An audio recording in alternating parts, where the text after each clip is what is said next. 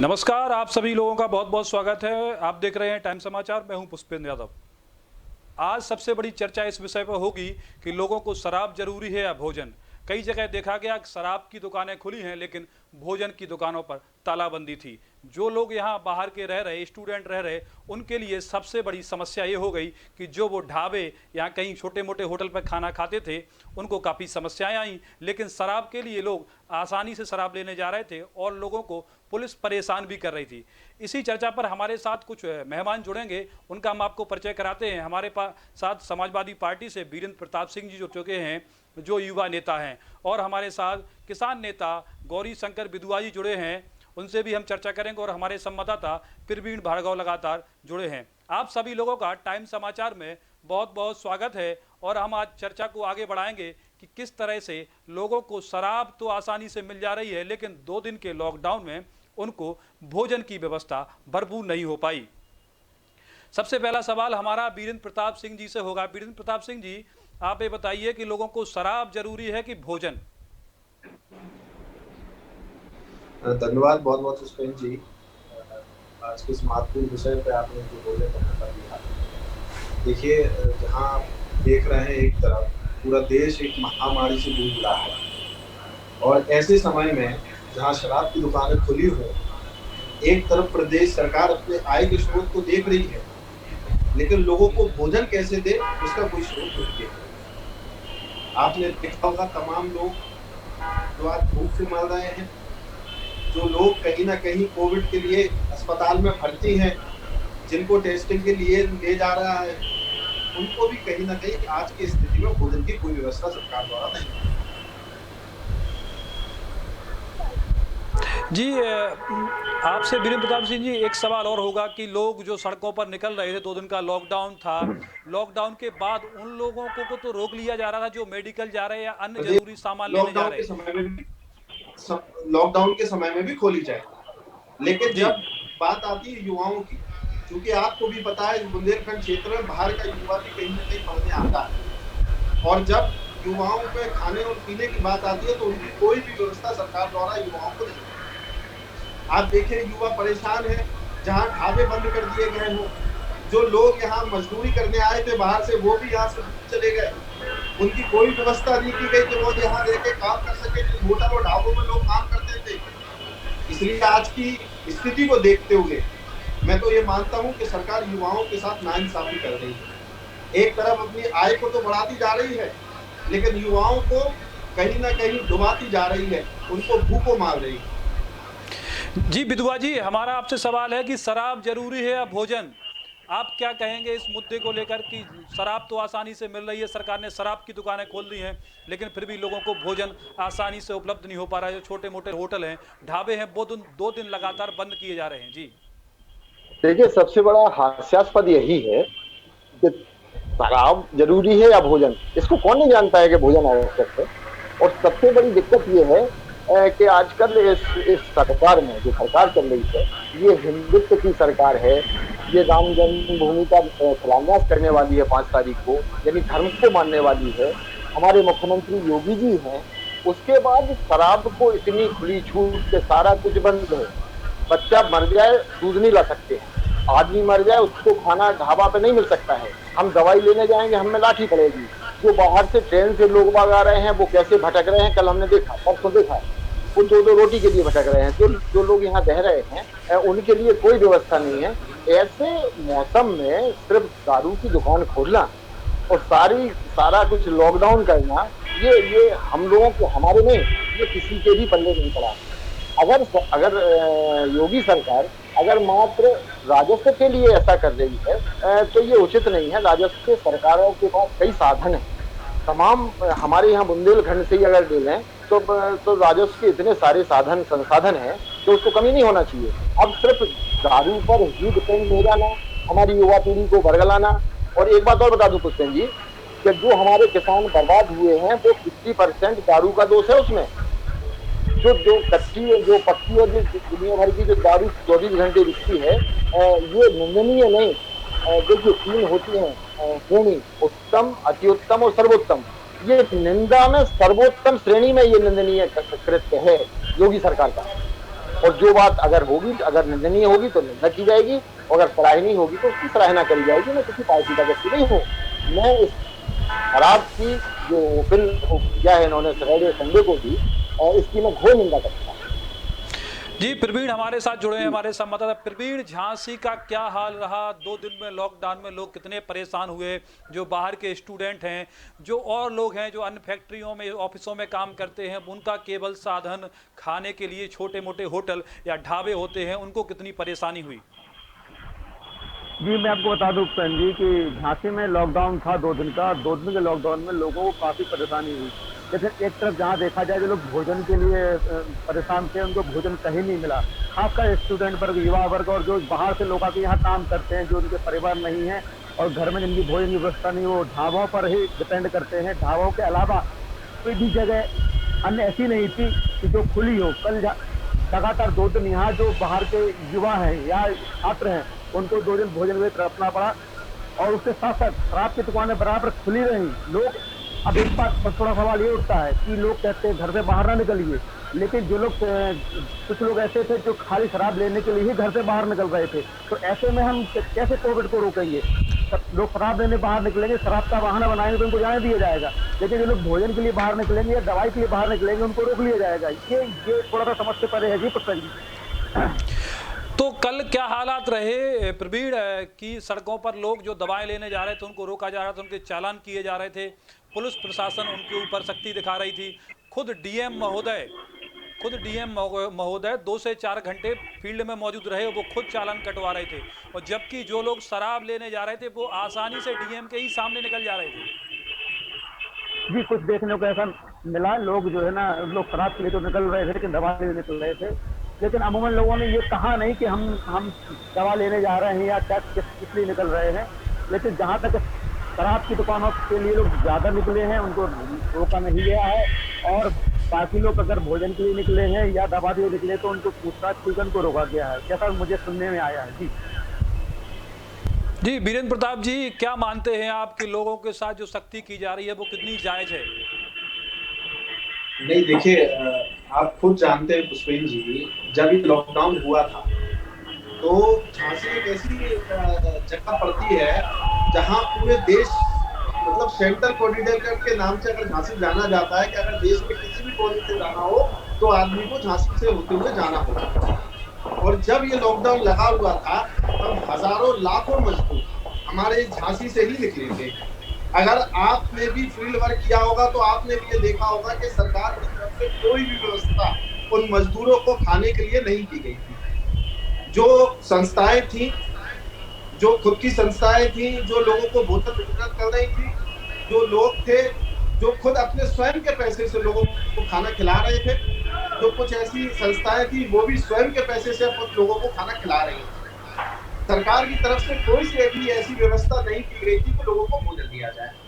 अब बात आती है कि लोगों को परेशान किया गया।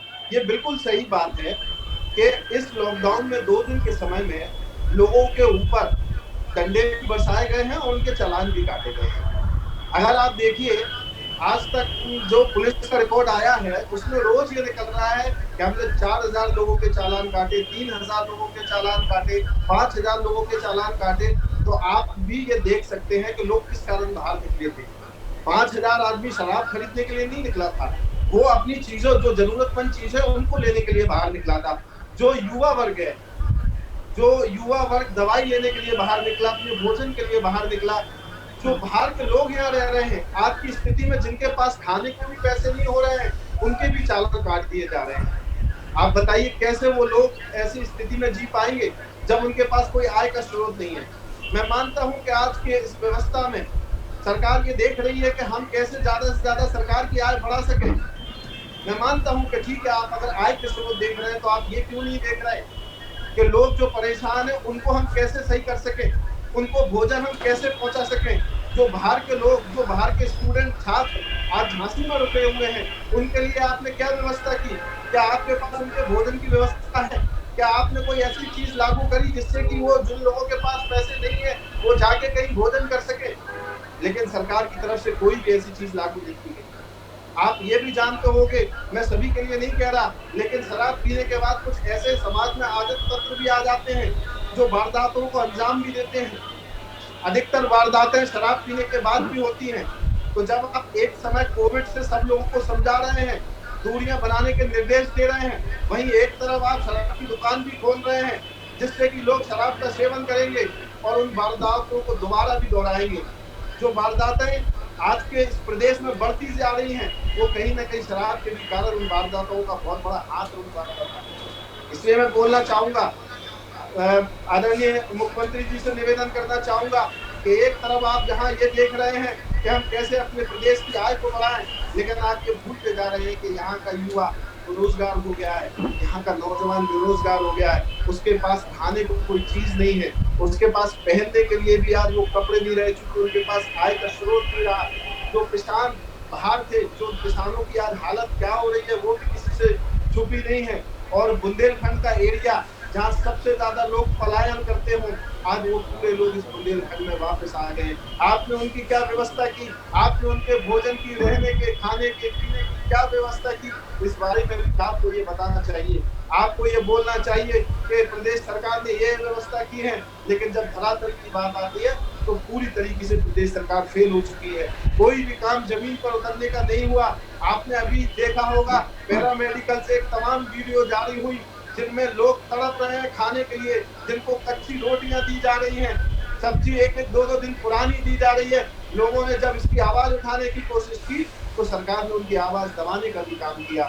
मैं इसलिए आज झांसी के प्रशासन से भी बोलना चाहूंगा कि आपको भी देखने और सोचने की जरूरत होगी, ये प्रदेश सरकार को भी देखने और सोचने की जरूरत होगी कि आज के लोग किस चीज के लिए ज्यादा परेशान हैं। जहां तक युवा है, युवा सबसे ज्यादा लाठी खा रहे हैं।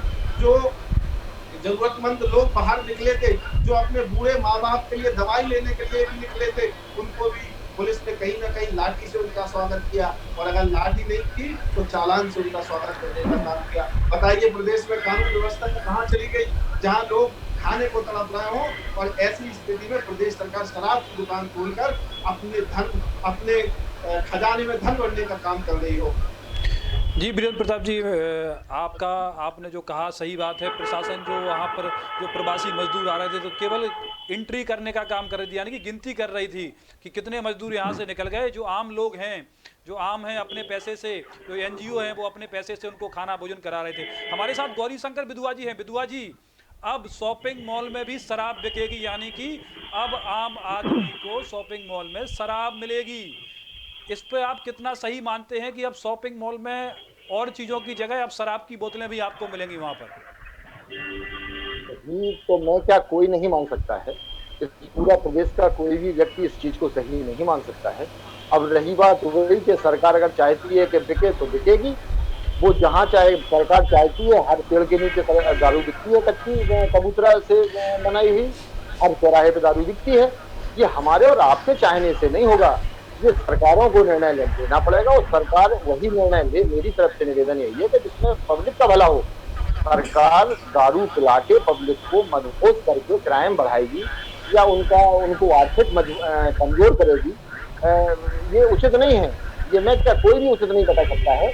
कल जो DM साहब ने किया, ठीक है, कोविड-19 की तरफ उसमें करना चाहिए, मैं इसका सपोर्ट करता हूँ, लेकिन तरीका होना चाहिए इसका, उसकी कोई लाइन सही होना चाहिए।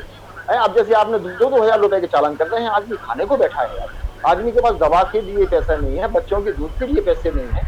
अगर किसी काम को लिए जाता है, आपने फोटो खींची और उसका ऑनलाइन चालान कर दिया, अब तो सब कुछ ऑनलाइन होने लगा है। देखिए, मैं सरकारों से कहता हूँ, पहले भी कई सरकारें आई हैं, वो अपने करे का भोग रही हैं। वर्तमान में सरकार है, इतना उद्यम ना करे कि उसको भी करे का भोगना पड़े। ये 5 साल के लिए है, जीवन भर के लिए नहीं है, गारंटी नहीं है। और आप कहें कि साहब हम इस चीज को दबा लेंगे, तो अभी तो दबा लेंगे आप पब्लिक को, अभी तो आप चालान काट देंगे हमारा, अभी हमारे ऊपर डंडे बरसा देंगे आप, अभी हमें खाना नहीं मिलेगा, कोई दिक्कत नहीं है। लेकिन एक वक्त हमारा भी आता है जब हम समझा सकते हैं कि आपने जो किया है उसका ये है, और जो हम उसका पुरस्कार देते हैं वो ठीक नहीं रहता है। इसलिए कम से कम इतना सोच के चलो, इतना समझ के चलो। आप राजा हो, आपको तो ऐसे प्रजा के साथ ऐसा व्यवहार करना चाहिए, बर्ताव करना चाहिए तो वो दुखी ना रहे। आप दूध के लिए निकलो तो आपको डंडे मिलेंगे, दफा के लिए जाएंगे आपका चालान होगा, और दारू के लिए जाएंगे तो आपसे कोई कुछ कहने वाला नहीं है।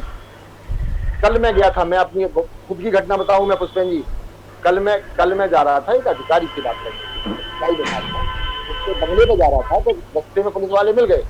उन्हें हाँ जी कहाँ जा रहे हैं, डंडा ठोका उन्होंने पहले, तो उसमें जवाब में हमारे मोटरसाइकिल पर डंडा ठोका, कहाँ जा रहे हैं। अगर हमने कहा ये बताएंगे अधिकारी ये तमाम ताम झाम तो ये मारेंगे, और वरना साहब मैं दारू लेने जा रहा हूँ लाइट से, चला अच्छा जाइए। इतनी आसानी से कह दिया उन्होंने, चाहिए कि जैसे हमारा स्वागत किया जा रहा हो। इसको क्या कहेंगे, क्या इसको पब्लिक नहीं देख रही है? देखिए सही का सपोर्ट करते हैं सही आदमी, गलत नहीं करते, और गलत का कोई नहीं तो क्या शराब के साथ नहीं, चलो आपने शराब, प्रदेश सरकार ने शराब की परमिशन दे दी कि शराब खुलेगी, लेकिन शराब के साथ साथ भोजन और खाना पीना भी जरूरी है। खान पीन की चीजों पे आपने तालाबंदी कर दी, तो लोगों को आसानी से खाना नहीं मिल पा रहा, चाय नहीं मिल पा रही, परेशान रहे लोग 2 दिन। तो यही तो रोना है कि जो जरूरी है उसको बंद कर दिया, और जो जरूरी नहीं है, बिल्कुल भी जरूरी नहीं है, जिनको आदत है भाई सब जो बड़े आदमी हैं उनको दारू पीना है, वो अपना स्टॉप कर सकते हैं।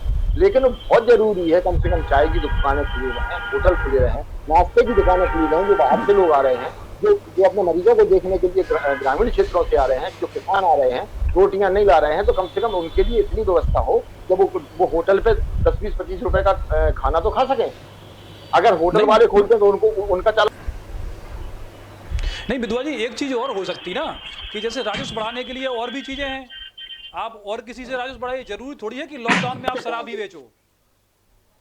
लॉकडाउन में ये कोई तरीका थोड़ी है।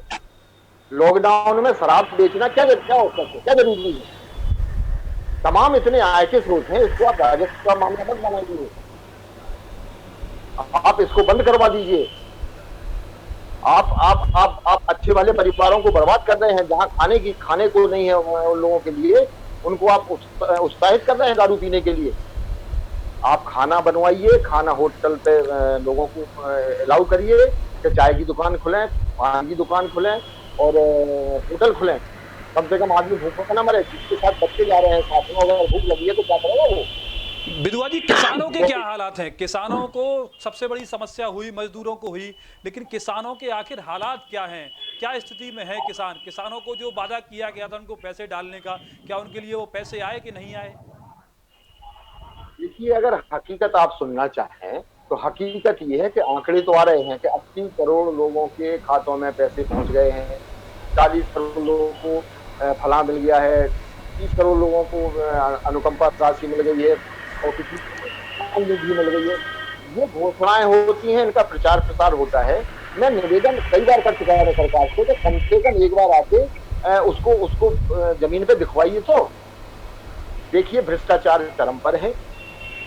आज यहाँ हम कम से कम 10वें साल से इस प्रयास में हैं, तो जो गलत किया अधिकारी ने। अच्छा, अभी वर्तमान की मैं आपको बता देता हूँ। वर्तमान में कृषि विभाग ने 4 तालाब खोदे। 4 तालाब से मतलब है कि जो हमारे यहाँ जमीन एक सी करते हैं कृषि विभाग के द्वारा, और उनको वहाँ तालाब बनाए जाते हैं पानी स्टोर के लिए, तो वो कागजों में खुद गए 4 गाँवों में, परसुआ, बखेल और खरका और एक बरमपुरा या एक गाँव और है। इनमें हम लोग जब गए तो वहाँ जब RTI से मांगा तो वहाँ तालाब खुले थे, और जब हम वहाँ गए तो वहाँ तालाब नहीं मिले। वीरेंद्र प्रताप जी का फ्रेम चला गया। हम अपनी PCR से कहेंगे कि वीरेंद्र प्रताप जी का फ्रेम सही कराएं। वीरेंद्र जी, आपका फ्रेम नहीं आ रहा है। हाँ, कंटिन्यू करिए विधवा जी, आप कंटिन्यू करिए। तो जब हमने शिकायत करी तो वही है कि चोर की शिकायत हमने डाकू से कर दी, उसका हिस्सा भी उसमें शामिल हो गया और वो बात नहीं हुई। दूसरा, हमने अभी 50 लाख पेड़ झांसी जिले में लगाए गए हैं वृक्षारोपण के तहत। आप यकीन करेंगे कितना बड़ा भ्रष्टाचार हो रहा है। अगर 50 लाख पेड़ इस साल लगे हैं तो पिछले से करोड़ों पेड़ लग गए हैं। प्रतिवर्ष पेड़ लगाए जाते हैं और उसका 10 साल से लगाए जा रहे हैं, उसका कहीं पता नहीं है। अगर उसमें से 20% भी पेड़ लगाए जाते तो आज मुझे बैठने की जगह नहीं होती, हम पेड़ के नीचे बैठे होते। क्या ये सरकारों को नहीं दिखता है? और अगर आज हम जांच करवा लें, किससे करवाएंगे जांच? हर व्यक्ति ये कह रहा है कि आप जांच करवाएंगे किससे? चोर की जांच कैसे करवाएंगे? भ्रष्टाचार का ये आलम है। आप मनरेगा से जो काम हो रहा है आप देखिए तो मजदूरों को काम मिल रहा है क्या? जो आपने 1,000 रुपए मजदूरों के लिए दिए थे वो मिल रहे हैं क्या? सम्मान निधि मिल गई क्या? अरे और तो सब छोड़ दीजिए पुष्पेन जी, जो हमारा बीमा होता है, जिसका हमें प्रीमियम देना पड़ता है, वो 3 लाख किसान है झांसी में। 3 लाख किसानों में से 1.25 लाख किसानों को तो पैसा देने के बाद भी मुझे उसका मुआवजा नहीं मिला। चरम पर है भ्रष्टाचार, चरम पर है, उत्पीड़न चरम पर है, और सरकारें कहाँ बिजी हैं, कहाँ व्यस्त हैं। ये दारू खुलवाती हैं, दारू बंद करवाती हैं, किसान मर रहा है, किसान भूखों मर रहा है। मैं निवेदन करता हूँ कि कुछ तो कम से कम ऐसा कर जाओ कि जो कहने को हो जाएगा कि फला सरकार ने फला ऐसा।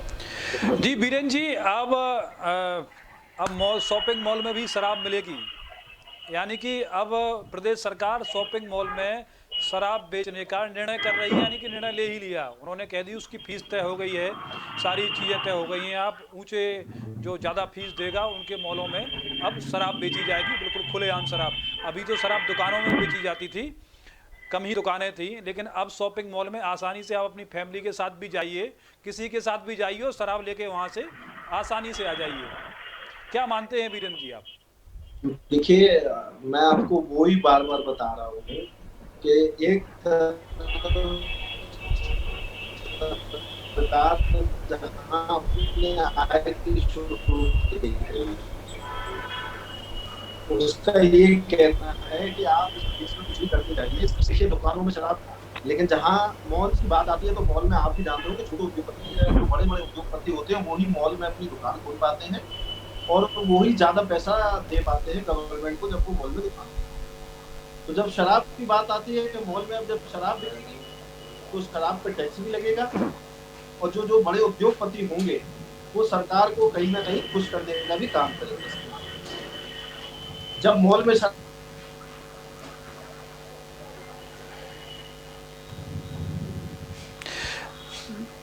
जी, लगता है बीरेन्द्र प्रताप जी आपकी आवाज़ थोड़ा डिस्टर्ब हो रही है, कट रही है। हमारे साथ हमारे संवाददाता प्रवीण भार्गव जुड़े हैं। प्रवीण जी, कैसा रहा 2 दिन का लॉकडाउन और कितनी लोगों को परेशानी हुई है तो आपने बताया है, और क्या हालात हैं कोरोना के यहाँ झांसी में? जी आपको बता दें, कोरोना लगभग झांसी में बढ़ रहा है। आए दिन मरीज बढ़ के निकलते हैं, कभी घट के निकलते फिर बढ़ जाते हैं। झांसी में कोरोना की जो स्थिति है वो लगातार कंट्रोल में नहीं हो रही है, ये काबू में नहीं है। लगातार इसके मरीज निकल रहे हैं, तो लगातार रोग बढ़ते चले जा रहे हैं। सप्ताह में 5 दिन बाजार खुलते हैं और 2 दिन बाजार बंद रहते हैं, उससे कोई फायदा नहीं मिल रहा है। और जो 5 दिन बाजार खुलते हैं उनमें एकदम से भीड़ बाहर निकल पड़ती है। अभी मैं देख रहा हूँ सामने लोग बराबर बाहर निकले, भीड़ लगाए हुए हैं, यहाँ से वहाँ खड़े हुए हैं। सोशल डिस्टेंसिंग का कोई पालन नहीं हो रहा है।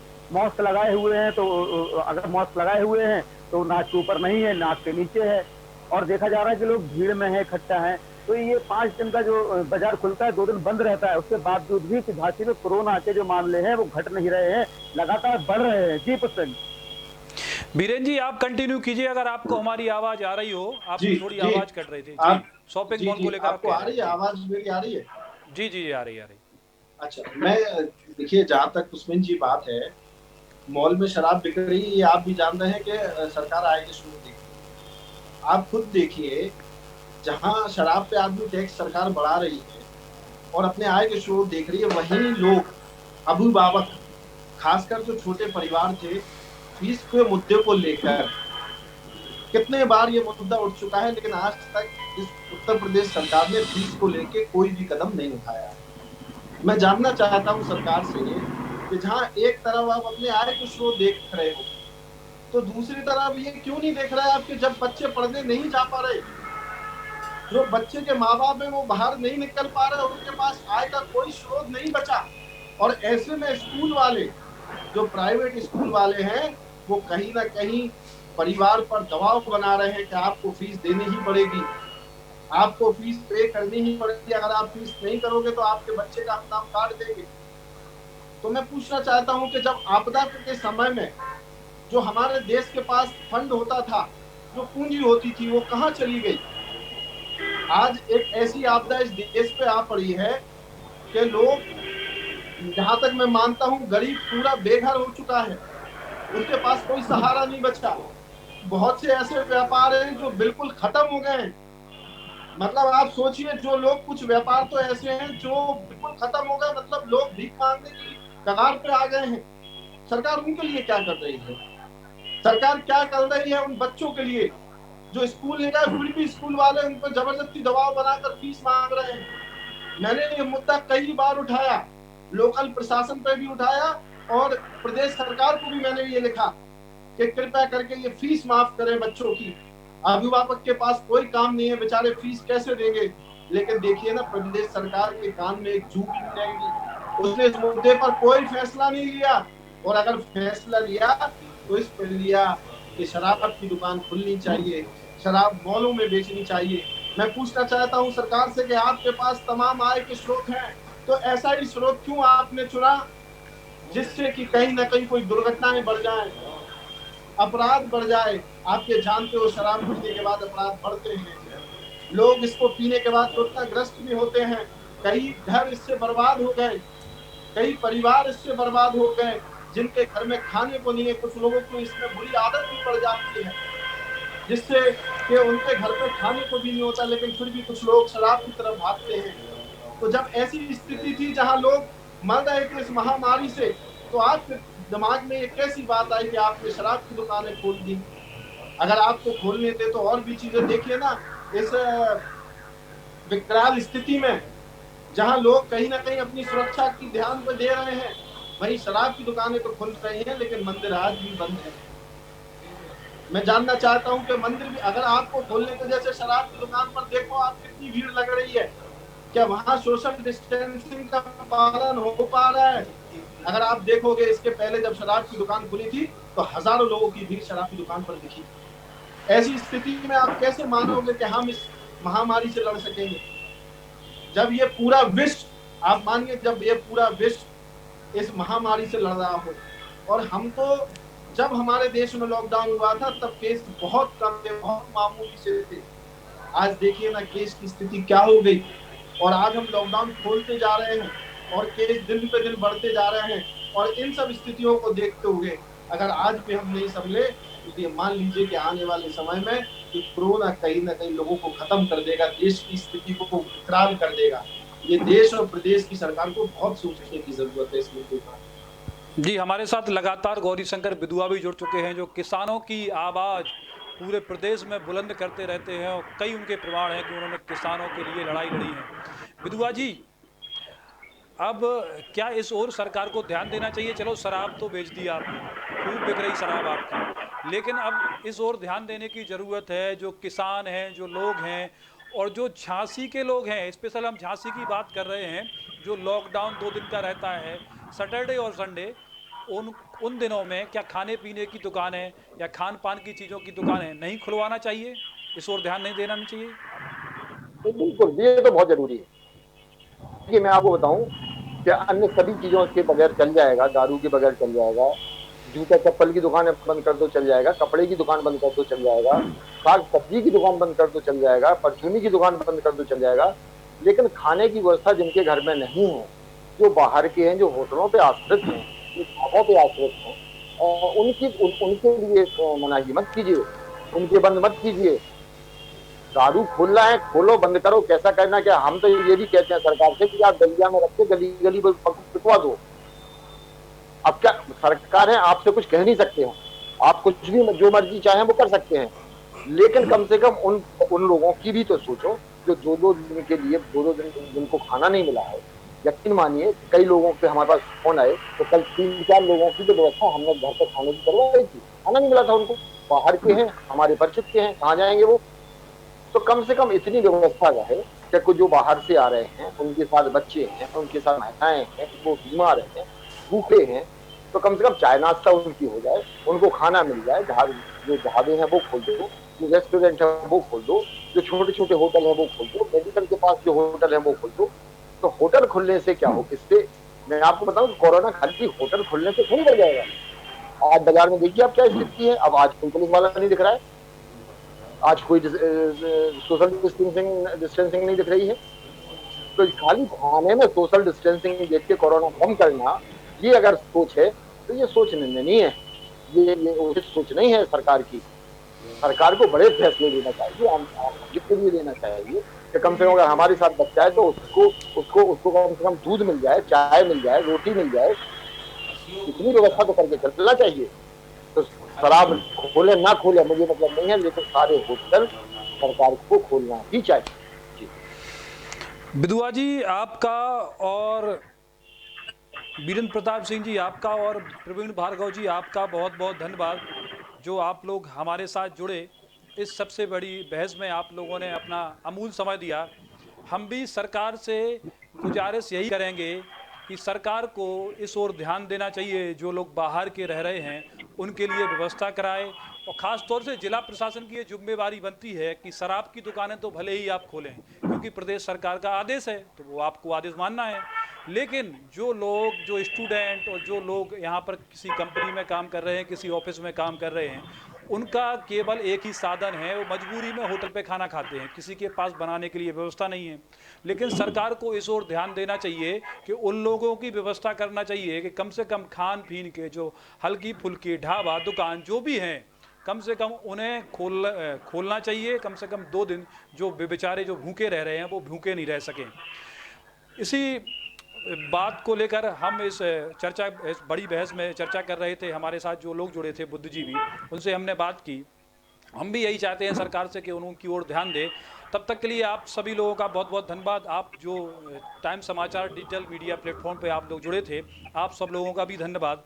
और हम अगली बहस को लेकर आपके साथ फिर जुड़ेंगे और फिर बात करेंगे कि और कोरोना के लेकर क्या अपडेट है और क्या स्थिति है झांसी की और आसपास की जनपदों की। नमस्कार।